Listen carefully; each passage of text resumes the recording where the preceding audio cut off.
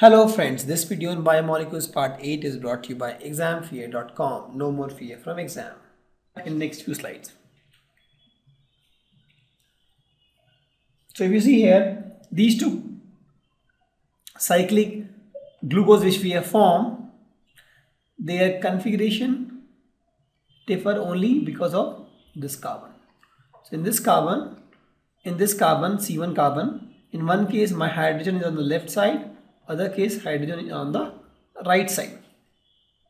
Correct? So C1 carbon is called anomeric carbon. Correct? And these two forms are called anomers. Please note, these two forms which we have got of glucose, they differ in the configuration of hydroxy group at only one carbon.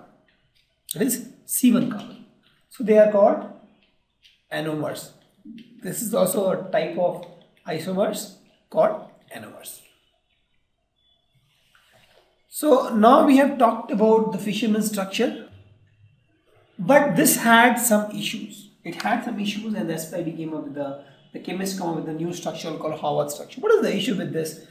The first and the foremost issue, I think, is the confusion. It's all confusing. See, you could think that there are carbons here. There are carbons here, right? But there is no carbon at these positions. Sorry, in this position there is a carbon. See, there is a confusion here. Even I am confused now, right? So these positions, 6 positions which I have put here, the circles which I have made in this figure, there is no carbon. But it's all confusing.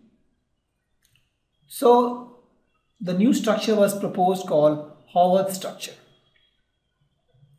and this structure, if you see, for glucose it is almost similar to pyran. Only for glucose. We'll see that for fructose it is a little different, right? So it is something like this. There is oxygen here, and there are carbon here, 1 2 3 4 5 and 6 carbons here. So this is almost similar to the shape of carbohydrates or glucose when you see using a magnifying instrument. So in physics has given a lot of magnifying instruments, and actually if you see using optics, this is how the glucose looks like. This is almost close to the real structure of glucose, right? There's oxygen here. Numbering starts from here, 1 2 3 4 5 and 6.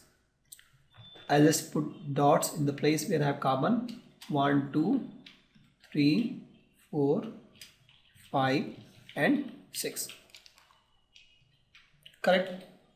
So see, if you see this pyran, this is a cyclic structure with 1 oxygen and 1 2 3 4 5 carbon. Here we have 6 carbon that is attached here and actually here. Correct? And here my carbon 1 is my anomeric carbon we just saw. And the carbon and hydrogens are implicit in these structures. If you see, the hydrogens are not even drawn. There's a hydrogen here, there is a hydrogen here, hydrogen here, hydrogen here, hydrogen here. That is not even drawn. The carbons are also implicit. If you see, these dots, they are carbons. They are not even drawn. The thicker side, it denotes the side near to observer. So there is an observer here, right? So this side denote the side which is near to observer. It is just to understand the 3-dimensional view, right? So you want to convert from Fisher to Howard. So whatever is on the left hand side of the Fisher diagram, this side, it will go up, and the one on the right hand side, it will go down.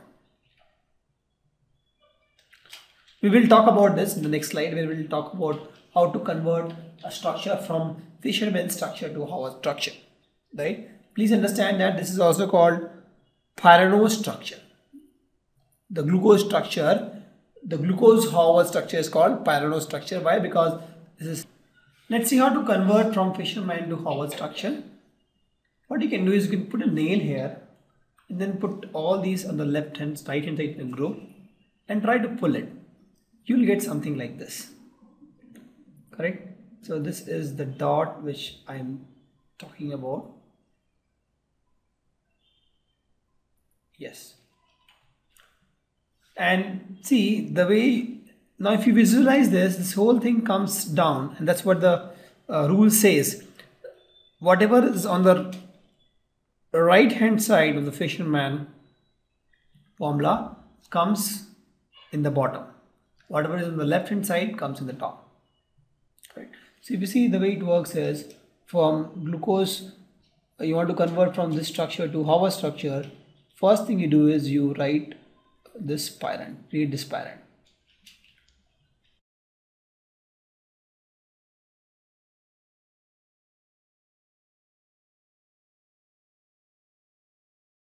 So in this is my carbon 1, carbon 2, carbon 3, carbon 4, carbon 5, and this is a carbon 6. Now carbon 1, this is OH here, H here. OH is on the right hand side, it will come down, and H will come up. Similarly in carbon 2, if you see, all this will come down, this will come up. Similarly here, 3 carbon, H is on the right hand side, it will come down, OH on the left hand side come up. Carbon 5, so carbon 4, OH on the right hand side come down, H on the left hand side come up. Similarly here I have H only, put H here, and then I have CH2OH. So this is a CH2OH. This is the way to convert from Fischer structure to Haber structure. Correct?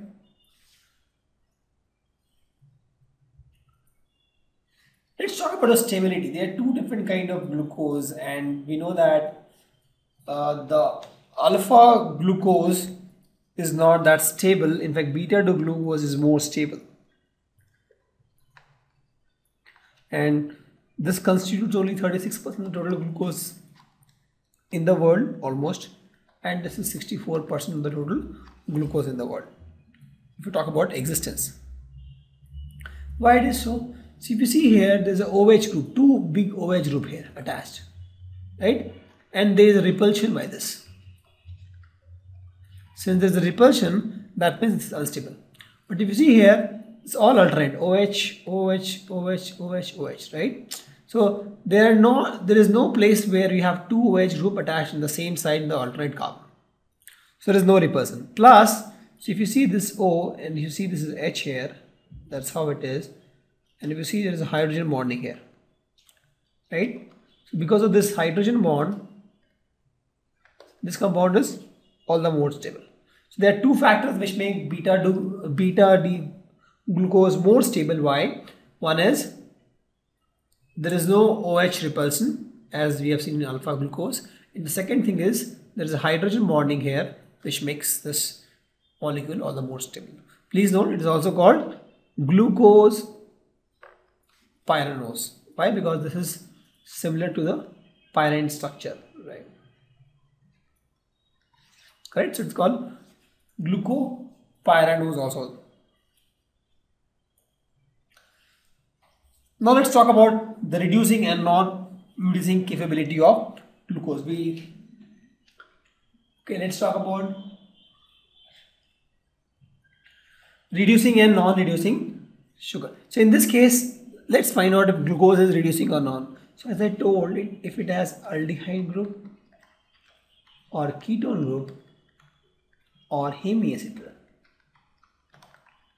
right, it will be a reducing sugar. So if you see this in this carbon, if you talk about this carbon, so this carbon has one H, one OH. So I'm just putting this carbon has one H, one OH, one OR, right? And this side, if you see, is again one R. Correct? This is what? Hemiacetal. Since it is hemiacetal, it is reducing. Let's talk about this. And in this, all the carbon are not reducing. This carbon is reducing. This is not, because here you won't be able to form this hemiacetal form. Let's try to form for this carbon C2. For C2, if you see, there is a H here, there is OH here, correct? This side if you see, there is R, this whole thing is R with some oxygen somewhere, but it's not OR, it's R. Here also there is some R. You see, this is not a hemiacetal form. Similarly, C3, C4, C5, these all will not be reducing. If you talk about C6, what if you see, there are two hydrogen, one OH and one R. This whole thing is R, let's suppose, right? One R. Here, this is also, if you see, is not hemiacetal. So all these carbons are not non-reducing. They are non-reducing, they are not reducing. Only C1 carbon is reducing. Here also if you see, let's talk about C1 carbon. C1 carbon, there is a OH here, there is a H here in the down, there is a OR here, and this side there is a R here. So if you see, this is exactly same as hemiacetal model. There is R, OR, OH and H. That means it is a reducing sugar. So both are reducing sugar. In both cases, my carbon 1 is the reducing carbon. Correct? Let's talk about the chair structure. So the Howard structure was also not very popular. It had some limitation. The limitation was that this angle, this angle is 120 degree. Right? But if you see, all these are sp3 hybridized. All the carbon are sp3 hybridized in the in this glucose. So the angle should be 109 degree. In fact, 109.5 degree. So if it is 109.5 degree actually, and you are saying it is 120 degree, that means there is a strain. By default, it should be 109.5 degree. But if it is 120 degree, assuming this structure is correct, there will be some strain on this, right? There will be some strain, and that will make this compound unstable, right? The torsional strain will make this compound unstable. Also, if you see, all these 6, 1, 2, 3, 4, 5 carbon and 1 oxygen, they are in a single plane. If they are in a single plane, what will happen? There will be more repulsion. Correct? If they are in a single plane, there will be more repulsion. So in that case, again, it will make the compound more unstable. To solve this, the chair structure came, and with this, the angle is almost 110.9 degree. It's almost close to my expected angle, that is 109.5 degree. Correct? Also, if you see, in this, everything is not in the same plane. So if you see, C1 and C2 lies above and below plane. Sorry, in this it is say that C1 and C4 are above and below plane, and 2, 3, 5, 6 are in the same plane. So with that, also the strain is less. So with that accounts for the stability of the glucose, because we already know glucose is stable, and that's why we came up with the cyclic structure of the glucose. But this Howard structure was not able to explain the stability of glucose, and thus the chair structure was better to explain the stability of glucose, because the angle is 10.9 degree, which is very much near to 109.5 degree, that is expected angle, that proves or that accounts for the stability of the glucose molecule. Thank you. Visit examfear.com to watch more videos, attempt free online tests, get free study materials, find tutors and mentors, and much more. Thanks once again.